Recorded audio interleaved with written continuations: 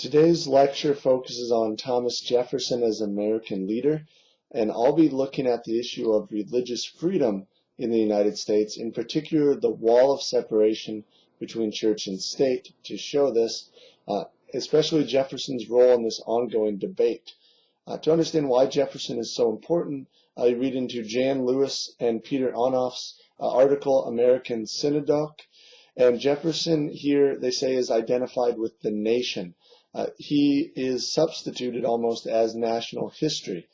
Jefferson is often placed in an American pantheon of great leaders. Membership in a pantheon suggests a larger-than-life iconic quality, according to Lewis and Onoff. He is almost godlike. He's not merely mortal. Interpreting Jefferson in this manner appears to give him an authoritative voice on issues the United States is dealing with. One of those issues is the wall of separation between church and state, which Jefferson held strong views on. His views are often used to provide near authoritative arguments for opposing sides in the wall of separation debate. The two main sides I'll be looking at today are the partial separationist or one-way viewpoint, which says that Jefferson's view was that religion may influence government, but government shouldn't impact religion. The other side is the strict separationist or two-way viewpoint, saying that government and religion should have absolutely no influence on each other, according to Jefferson.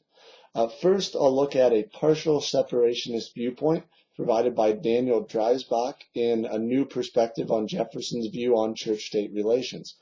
The main focus of this article is the Virginia Statute for Establishing Religious Freedom, passed in 1786, and several other bills that provide context that were also related to religion and sponsored by Jefferson.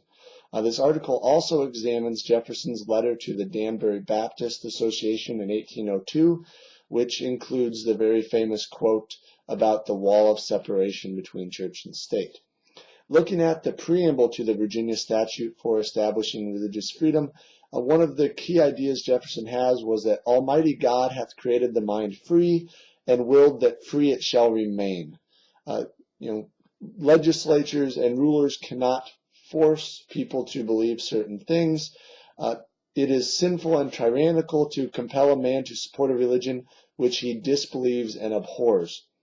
The conclusion that Dreisbach draws from the Virginia Statute for Establishing Religious Freedom and Jefferson's other works is that Jefferson did not advocate, in at least the modern sense, a strict separation between religion and government. He did not set up a blueprint for a wholly secular state.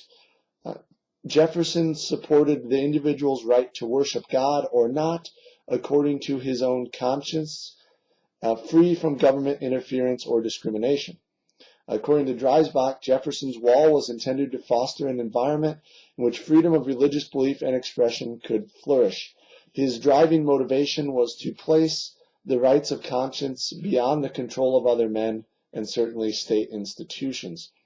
Dreisbach would say that the wall was not meant to advocate a complete and absolute separation between church and state, in which the state can have no promotion or impact on religious activities, and likewise for religion on the state.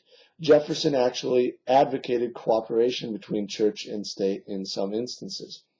To provide the opposing viewpoint is Derek Davis's Thomas Jefferson and the Wall of Separation metaphor.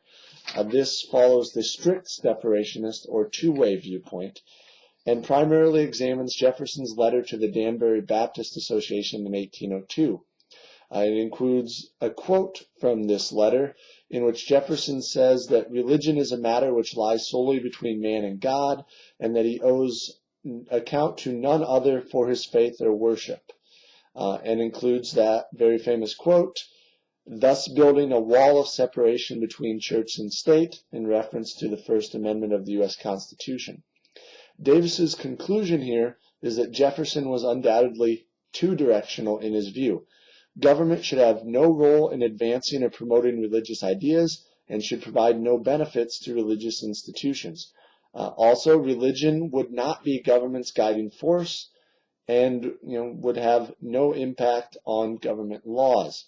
Thus, Jefferson promoted a permanent barrier between religious institutions and the government. In conclusion, the debate over what Jefferson meant by the wall of separation between church and state is still ongoing in America.